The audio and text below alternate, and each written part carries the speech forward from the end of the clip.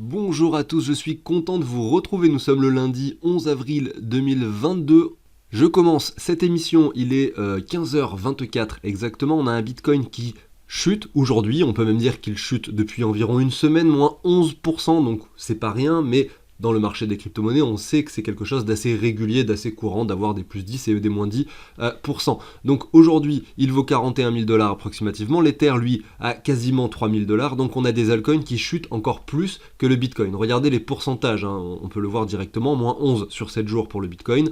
On a ici XRP moins 15, Solana moins 25, derrière Terra Luna, Avalanche, Polkadot moins 22, donc oui, on a des altcoins qui chutent plus que le Bitcoin. D'ailleurs, ça se voit sur l'altcoin dominance qui représente la puissance des altcoins par rapport au Bitcoin.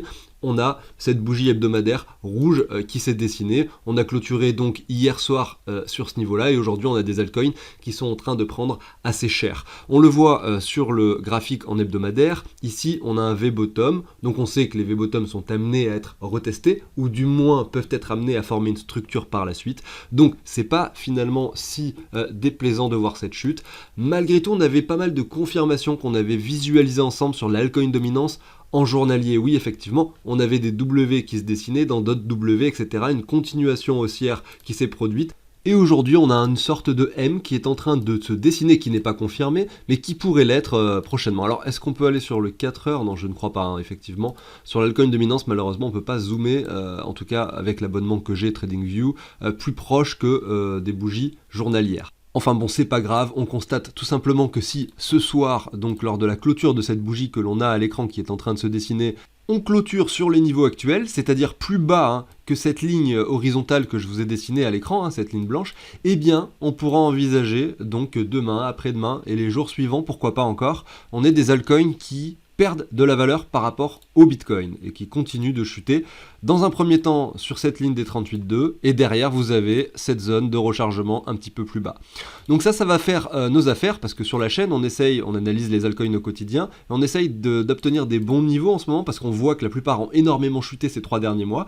On sait également que le Bitcoin a confirmé un W weekly, ce qui est très très puissant pour une poursuite haussière envisageable. Ça ne veut pas dire que ça va forcément se produire, mais les probabilités sont plutôt en la faveur d'un Bitcoin qui remonterait prochainement vers les 55 à 60 000 $. Et ça pourrait entraîner également les altcoins avec lui, avec des altcoins qui le surperformeraient. C'est souvent ce que l'on constate pendant des phases haussières. Donc c'est pour ça qu'on a créé un portefeuille fictif ensemble très récemment sur lequel on essaye d'acheter des altcoins sur des bons prix, vous voyez, en tout cas avec plusieurs paliers d'achat pour essayer de jouer et de spéculer sur cette hausse si elle devait se produire dans les prochains mois, tout en sachant que on ne peut pas prédire ce qu'il va se passer et que si le marché demain décide d'être bearish et qu'on a un Bitcoin qui veut retourner sur les 35 000, 40 000 $, eh bien il en sera ainsi et nos portefeuilles, en tout cas le mien, verra sa valeur diminuer puisque on essaye simplement d'acheter par palier, on garde des dollars pour pouvoir acheter plus bas également, donc c'est ce que je fais sur mon portefeuille personnel. On essaye de jongler un petit peu avec la possession que l'on a en fiat, c'est-à-dire en monnaie fiduciaire, ça peut être des stablecoins, hein, je dis fiat pour parler un peu de tout même si je ne devrais pas, et la quantité de crypto que l'on possède. Ça permet de connaître son risque, plus on a de crypto, plus on prend de risques effectivement de ne pas pouvoir racheter plus bas puisqu'on a déjà tout investi, vous voyez, plus on garde de fiat et plus on est serein aussi également sur le fait que plus ça descend et plus je recharge mes bagues de crypto. Vous voyez un petit peu le principe. Donc aujourd'hui on va aller analyser le Bitcoin, on va enchaîner avec les altcoins et on va regarder bien sûr celles qui sont intéressantes. On en a déjà analysé pas mal cette dernière semaine, on va continuer la liste et on va voir si sur ce portefeuille fictif que l'on fait ensemble, il n'y a pas justement des opportunités intéressantes à saisir aujourd'hui. Allez, je vous passe la petite introduction et je vous dis à tout de suite.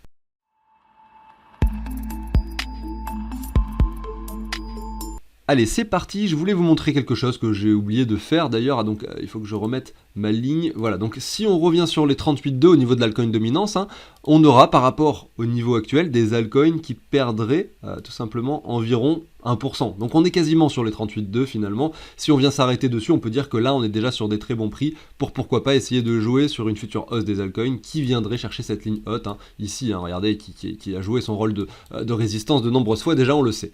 Voilà. Malgré tout, si ce niveau était amené à être cassé, on pourrait avoir des altcoins qui, par rapport au niveau actuel, perdrait entre 3,6 et 5,2% par rapport au Bitcoin. Si le Bitcoin lui perd 2 ou 3 000 $, vous allez avoir des performances par rapport au dollar, des altcoins qui seront forcément très très négatives, enfin on va dire beaucoup plus, peut-être 10, 15, 20%, je sais pas, il faudrait faire le calcul. Là on a un Bitcoin qui justement, à l'heure où je vous parle, c'est pour ça que j'ai précisé l'heure de début d'enregistrement de cette vidéo tout à l'heure, parce qu'on a un Bitcoin qui est en train là, à l'instant où je vous parle, de chuter, donc ça va être, je sais pas du tout quel prix il aura lorsque la vidéo sera publiée. La seule chose que je sais, c'est que vers les 40 000, il y a quand même un niveau de support assez important, donc je doute qu'au moment où je publie cette vidéo, on a un Bitcoin en dessous des 40 000. Mais bon, après, tout peut arriver, bien sûr, on le sait. Je retourne sur le weekly, sur le Bitcoin, et ici, il y a quelque chose de très intéressant à observer. C'est la clôture hebdomadaire, celle qui a eu lieu hier soir. Ne prenez pas en compte cette bougie finalement, parce que ça c'est que le début de la semaine. Aujourd'hui nous sommes lundi, on peut très bien venir chercher donc les 40 000, même peut-être plus bas ici les 38 700 $, et à cette fin de semaine, clôturer ici aux 43 000. Ça ferait une semaine très volatile, mais vous voyez, regardez à l'écran, ça serait pas forcément plus volatile que cette semaine-ci, ou que cette semaine-là, donc c'est quelque chose de possible d'avoir un Bitcoin qui pendant la semaine là descende aux 37 000 pour clôturer dimanche soir aux 43 000. Ce que je veux dire c'est que aujourd'hui, on a sur le dessin, en tout cas ici en weekly, quelque chose d'assez propre. Si je me mets en ligne, on peut voir tout simplement les clôtures. C'est ça l'avantage de se mettre en ligne, c'est qu'on n'a plus ces mèches finalement à l'écran.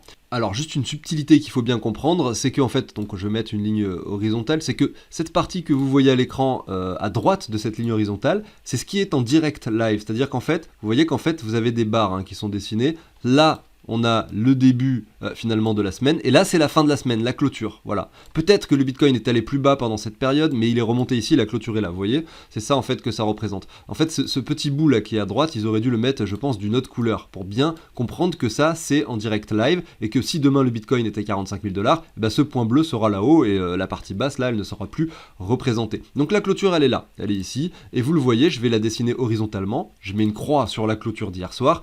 Nous avons clôturé à 42 142 $ exactement. Voilà, et ça représente le prix de ce niveau-là, de ces clôtures-ci, vous voyez. Donc on a notre W qui est joli, qui est propre. J'adore regarder les clôtures parce qu'elles sont régulièrement assez propres. On a la confirmation du W, le retour de neckline. Derrière, deux possibilités. Les necklines ne sont pas toujours des retests exacts pour une poursuite haussière. Mais au niveau des probabilités, là, on est sur un point de support très important. Attention, je dis pas que cette semaine, on va pas avoir un prix du Bitcoin qui descend plus bas. On peut aller voir les 38 000, les 37 000 $, tout simplement. Et dimanche soir, venir au-dessus des 42 100 $ et tout simplement dessiner une clôture qui était très propre et une continuation haussière qui a l'air, en tout cas, qui semblerait s'engager si dimanche soir en clôture au-dessus des 42 100 $ approximativement. Voilà. Donc ça, c'était la petite aparté sur cette clôture d'hier soir que je trouvais très intéressante. Je vais aller voir un petit peu le daily qui, là, est beaucoup plus bearish dans les circonstances puisque, on a cassé cette ligne de résistance. Vous voyez, la ligne ici que j'ai tracée, c'était celle du graphique en hebdomadaire, mais en daily, les clôtures ne sont pas au même endroit, ce qui est logique puisque, au cours d'une semaine, il y a 7 jours et donc cette clôture journalière. Alors, qu'est-ce qu'on voit à l'écran? On voit tout simplement que, comme sur le weekly, on a eu cette cassure, cette confirmation, c'était le 27 mars, ça y est, beaucoup de monde finalement sur cette cassure est redevenu bullish. C'est ça qui est intéressant avec les W. Il faut bien comprendre que lorsque vous voyez à l'écran un W weekly, vous n'êtes pas le seul à l'avoir vu. Beaucoup de monde qui sont sur les graphiques, qui regardent un peu, même quelqu'un de débutant ou quelqu'un qui suit simplement des chaînes YouTube, va pouvoir se dire « Ah ouais, mais tout le monde parle de W weekly, admettons que vous ayez rejoint les cryptos depuis pas longtemps, et vous dites « Bah voilà, donc c'est bullish, il faut acheter, etc. » Sur la clôture, on m'a dit « Il faut acheter, voilà, donc je fais quoi? J'achète. À quel moment? Ici. Voilà, à cet endroit-là, j'achète. J'attends la clôture de la fin de la bougie hebdomadaire, et j'achète. » Et il y a beaucoup de gens qui ont fait ça en fait, et forcément, derrière, qu'est-ce qui se passe? On a un retracement puisqu'on sait que la majorité a tort et que ce sont en fait les W, c'est quelque chose qui se construit mais tranquillement, vous voyez. C'est pas comme un V-bottom. Un V-bottom, ça part direct. Regardez ici, il n'y avait pas de W. Qu'est-ce qui s'est passé? On est allé chercher un niveau plus bas, aucune structure de dessinée.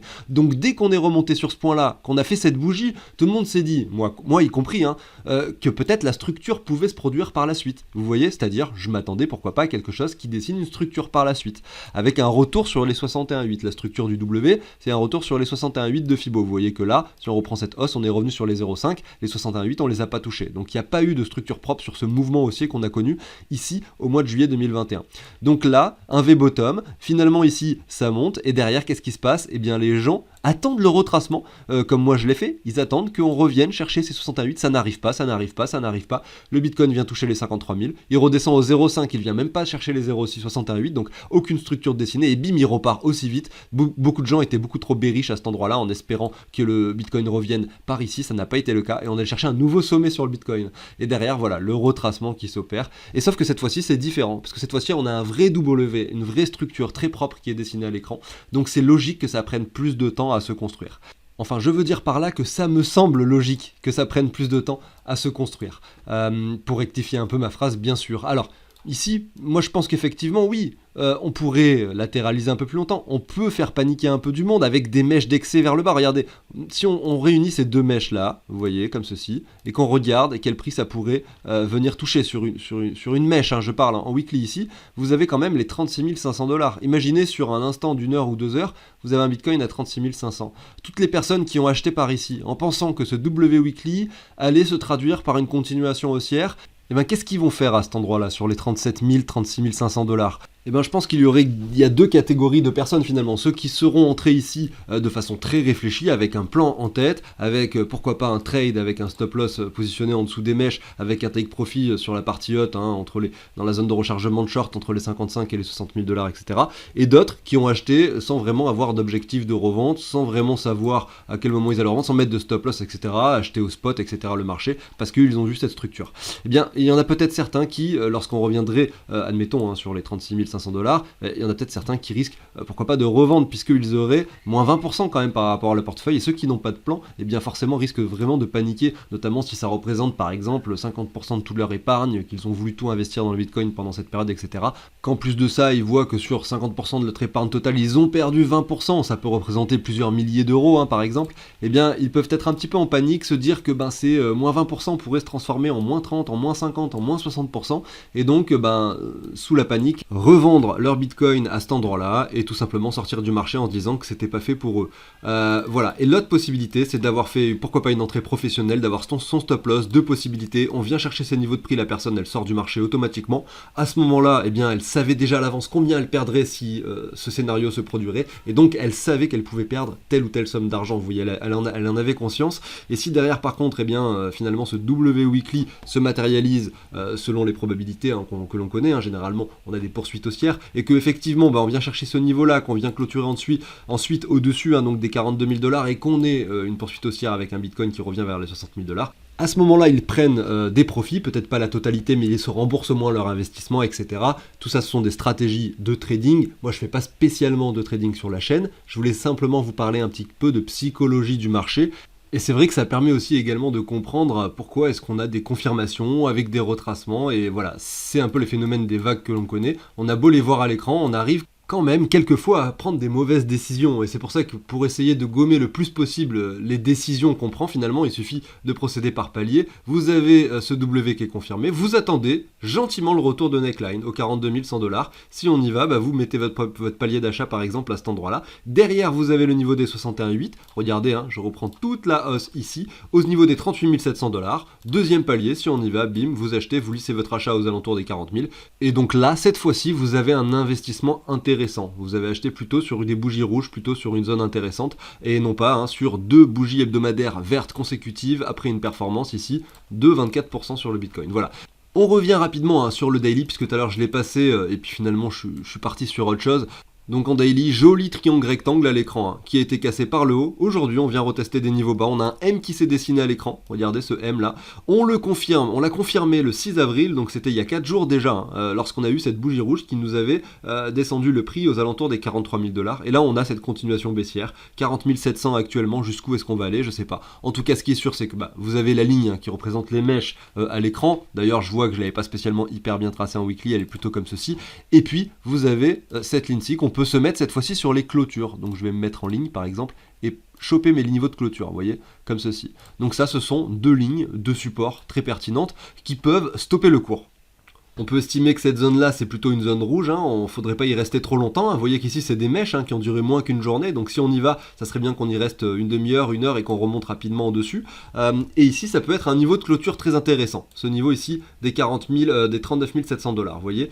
Et la deuxième ligne, vous avez vu, elle est matérialisée aux alentours des 36 600, 35 500, c'est le niveau dont on parlait tout à l'heure en weekly, hein. C'est les mêmes mèches, hein, qu'on visualise finalement ici. Voilà, j'en ai fini avec le Bitcoin, on a vraiment parlé que du prix, que du cours, un peu de psychologie, mais on n'a pas passé d'order flow ou de fear and greed, mais c'est pas grave. On va enchaîner maintenant avec les altcoins, hein, vous l'avez compris, on a passé l'altcoin dominance rapidement lors de l'introduction, on a créé un portefeuille fictif la semaine dernière que je vous affiche à l'écran ici. On était allé jusqu'à IOTA, donc effectivement ça c'est toutes les crypto-monnaies qu'on a analysées et sélectionnées. En fait on en a analysé beaucoup plus, mais c'est celles qu'on a sélectionnées pour ajouter à notre portefeuille fictif d'altcoins. Ça c'est un portefeuille spécial, hein, sur une stratégie avec les altcoins, où on les regarde et on essaye d'identifier en fonction des niveaux sur lesquels ils sont, des paliers d'achat. On va se mettre 3 paliers et on va voir un petit peu quels sont les paliers qu'on déclenche à chaque fois ou non. Par exemple sur ADA il y a eu un palier, on avait investi 20 $.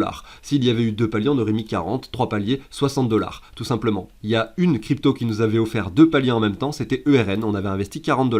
Vous voyez que là on est plus bas sur les valeurs de ces cryptos en dollars, puisque ben là en ce moment on a des altcoins qui perdent de la valeur. Mais c'est pas grave, c'est pour ça qu'on met des paliers, c'est-à-dire que peut-être si ADA chute, on va pouvoir racheter de l'ADA moins cher que ce qu'on en a déjà eu. Vous voyez, c'est le principe. Là à l'écran vous avez un outil, un tableau que j'ai créé pour mon portefeuille personnel et que maintenant je vous partage sur la chaîne. Vous avez toutes les infos si vous souhaitez l'obtenir, hein, dans la description. Il va récupérer le prix des crypto-monnaies en temps réel, hein. Ça veut dire que vous allez connaître la valeur de votre portefeuille en temps réel. Vous allez indiquer quelle crypto vous avez sur quelle plateforme et en quelle quantité, et automatiquement vu que les prix sont récupérés, vous savez combien vous avez d'argent sur votre portefeuille en temps réel et combien vous êtes en train de perdre ou de gagner en fonction des fluctuations des cours, tout simplement. Vous avez également un onglet où vous mettez toutes vos transactions par rapport à l'euro, ce qui vous permettra de connaître vos plus-values associées à la session, enfin aux sessions de vos crypto-monnaies. Voilà, donc ça j'en dis pas plus. Vraiment, si vous voulez en savoir plus, allez dans la description. Alors, on va continuer, on va aller voir la crypto-monnaie suivante, hein, donc après IOTA. Il s'agit de One par rapport au dollar. Je refais un tour rapidement sur ADA, voir ce qu'il se passe. Vous avez vu l'idée, hein, c'est vraiment de se dire que là, potentiellement sur ADA, on va avoir quelque chose d'intéressant qui pourrait se dessiner. Vous voyez qu'ici, il n'y a pas de W. Là, on peut même considérer ça comme quasiment un V-bottom. Si on prend en compte la mèche, on aurait un W, mais il est moche. Je trouve qu'il est moche parce que moi, je n'aime pas prendre en compte les mèches. Je me mets en ligne et je vois que, effectivement, à l'écran, vous n'avez pas de W. Derrière, qu'est-ce qui se passe? Il y a une jolie performance sur ADA puisqu'il passe de 78 centimes à 1,29 $. Et maintenant, qu'est-ce qu'il fait? Il retrace. C'est exactement ce à quoi on pouvait s'attendre pour pouvoir imaginer une structure propre qui pourrait se dessiner.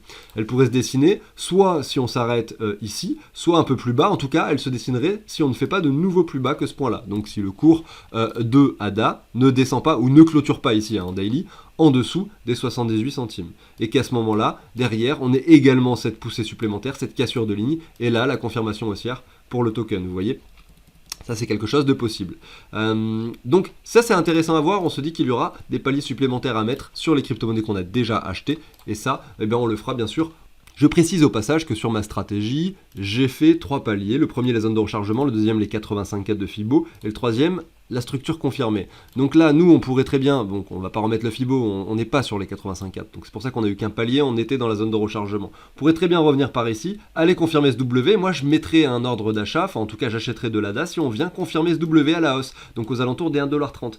Moi, j'ai simplifié au maximum ma stratégie, j'ai mis que 3 paliers d'achat, mais vous pourriez adapter une stratégie comme elle vous convient. C'est-à-dire que si vous voulez acheter des retracements de 61,8 pour imaginer des potentiels W qui pourraient se produire par la suite, vous prenez un Fibo comme ceci, vous regardez ça, vous mettez votre zone de rechargement et vous dites voilà, là quand même il y a peut-être un palier intéressant parce que c'est pas sûr que ça se passe, mais peut-être que derrière on pourrait enfin aller confirmer le W et vous allez dans ce cas-là l'acheter à un prix beaucoup plus intéressant que après la confirmation du W. Vous allez l'acheter, regardez, hein, si jamais ce scénario se produit, on peut aller plus bas, là chercher un nouveau plus bas, aller chercher les 85,4 et tant mieux pour moi et pour ma stratégie parce que je vais avoir encore un palier d'achat aux 85,4. Mais si ce scénario se produit, finalement, là, vous avez un très bon prix. Pourquoi? Parce que vous allez l'acheter, comme je le disais juste avant, 40% moins cher que si vous attendez la confirmation. Voilà. Donc c'est à chacun de voir un petit peu ce qu'il veut faire. Ce qui est sûr, c'est que c'est bien de se mettre plusieurs paliers, de garder du cash pour pouvoir le faire au fur et à mesure. Bref, je continue avec One, c'est la crypto-monnaie suivante. Et je vais vous en passer que 2 parce qu'il est déjà 17h et j'aimerais ne pas poster ma vidéo à 19h si possible, hein, le temps de faire la miniature, de la publier, de mettre tout ce qui va bien. Ça prend souvent un petit peu de temps, hein, c'est pas rapide, c'est assez long finalement de faire tout ce processus, bien sûr. Hein. Alors ici, One, qu'est-ce qu'on a? On va se mettre en weekly. Donc là on est sur la blockchain Harmony, on est sur une crypto-monnaie qui a énormément performé, qui est dans le top capitalisation aujourd'hui, donc attention, c'est pas forcément une crypto qui a un potentiel énorme avec un x100 imaginable, hein. Je dis pas que ça va pas arriver, je dis simplement qu'au vu de sa capitalisation, il y a moins de chances que ça arrive qu'un top 500 par exemple. Ici on a un retracement quand même assez conséquent qui s'est opéré depuis le mois d'octobre, notamment si on prend en compte la mèche la plus haute, hein. C'est ce que je fais ici d'ailleurs à l'écran. Il faut quand même rester conscient, hein, avant d'aller investir dans cette crypto, que ces 2 dernières années quand même, elle a eu une performance, hein. Je vais vous prendre le bottom ici, voilà, et le sommet qui a été atteint ici, 34 000%. Bon alors pour aller choper la mèche ici et la mèche là-haut, bon, faut être quand même très très fort, hein, sur l'achat et la revente. Mais quand même, on parle là d'un fois 340, hein, donc c'est beaucoup. Allez, je remets mon Fibo comme ceci, voilà, et on voit simplement qu'on est dans la zone de rechargement. Donc sur notre stratégie, on voit que la crypto-monnaie a quand même perdu pas mal de valeur, elle a touché les 39 centimes, aujourd'hui elle vaut 12 centimes. On est donc sur un retracement conséquent ici, on vient quasiment faire un double bottom. Est-ce que là on a un W qui pourrait se matérialiser? Je ne sais pas, c'est pas sûr du tout, on n'est pas loin de le casser par le bas tout de même. Si on le casse, bah c'est pas grave, on a encore ce niveau des 6 centimes que nous on achèterait, hein, sur un palier sur la chaîne, puisque c'est ce que l'on a défini, hein, pour la stratégie. Si en revanche le cours ne descend pas au 85,4 mais s'arrête par exemple un petit peu avant et qui nous forme un W par là, et ben on aura un palier d'achat ici, vous voyez, puisqu'on aura eu notre structure et notre W confirmée. Donc, en fonction de ce qui va se passer, en fait, eh bien, quoi qu'il arrive, on aura acheté du One, mais la quantité de One qu'on aura acheté sera différente en fonction de ce que le cours va nous dessiner. En tout cas, aujourd'hui, on est dans la zone de rechargement. On peut donc déclencher notre premier achat de 20$. Je vais donc l'ajouter à ce portefeuille fictif. Je marque One simplement, hein, sur le tableau ici pour vous montrer en même temps un peu comment ça marche. Vous allez avoir son prix qui s'affiche en dollars, en euros de façon instantanée. Derrière moi j'ai mon petit calculateur. Vous en fait, si vous avez le tableau, si vous l'avez acquis, vous allez simplement aller sur votre plateforme, par exemple Binance, ici vous allez mettre tout ce que vous avez sur Binance, Coinbase, tout ce que vous avez sur Coinbase, etc. etc. Moi je simule l'achat, donc je peux pas faire ça bien sûr. Je vais mettre One ici et je vais regarder combien ça fait 20$, ça fait 165,31 One. Donc je vais pouvoir l'ajouter sur mon portefeuille, 165,31, et je vais retirer 20$ puisque je simule un achat de 20$. Et voilà, donc c'est bon, j'ai effectué mon achat. On voit bien qu'il y a 20$ qui apparaissent de One sur un prix quand même assez intéressant, puisqu'on a des altcoins qui retracent en ce moment. Et oui, hein, il y a encore quelques jours, nous étions sur les 17 centimes. Aujourd'hui, on est sur les 12 centimes. Donc oui, on a un niveau pertinent aujourd'hui, beaucoup plus que la semaine dernière. C'est pour ça que j'aime bien aussi également faire ça au fur et à mesure et analyser les crypto-monnaies, vous voyez, de semaine en semaine. Comme ça, je peux profiter en plus du fait de faire des paliers, simplement de le faire sur une période de temps assez longue, et comme ça, en fonction des mouvements et des vagues, on aura lissé aussi de cette façon nos prix d'achat. Voilà, je sais pas si je me suis bien fait comprendre, mais je trouve ça très intéressant au final. On va continuer maintenant avec Kusama, et je vais le faire assez rapidement. Ici, on a notre Fibo qui récupère toute la hausse, vous le voyez à l'écran. On est dans la zone de rechargement. Vous voyez que toutes les crypto-monnaies ne font pas les mêmes graphiques, hein, ne dessinent pas les mêmes choses. Là, par exemple, sur Kusama, on a retracé, mais seulement un petit peu, pas tant que ça. Alors que sur, vous l'avez vu sur One juste avant, on était sur un double bottom déjà quasiment ici. Alors que là, sur Kusama, c'est pas le cas, hein. Si on reprend un Fibo de cette hausse, vous voyez, on est revenu au 38,2, au 0,5 quasiment, mais pas la zone de rechargement encore. Donc oui, hein, entre les 142 et les 124$, vous auriez pourquoi pas un point d'entrée assez intelligent sur Kusama, pour spéculer sur le fait que peut-être ce W pourrait se produire. Si malgré tout ça se produit pas et qu'on dessine quelque chose comme ça, eh bien vous allez avoir les 85,4 plus bas, etc.